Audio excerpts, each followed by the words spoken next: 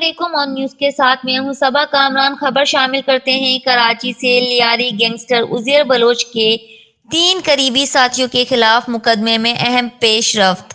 عدالت نے دھماکہ خیز مواد اور اسلحہ ایکٹ کے مقدمات کا فیصلہ سنا دیا۔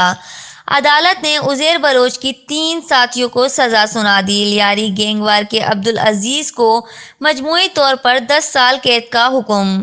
مجرم سہیل عرف سنی اور ماجد کو 5 سال قید کا حکم۔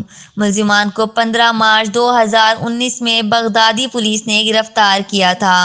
ملزمان کے قبضے سے ایوان بم، دستی بم اور اسلحہ برآمد کیا تھا۔ ملزمان عزیر بلوچ کے قریبی ساتھی ہیں۔ ملزمان پولیس پر حملے میں بھی ملوث ہیں۔ مجرموں کو فی کس 50,000 روپے جرمانے کا بھی حکم ہے۔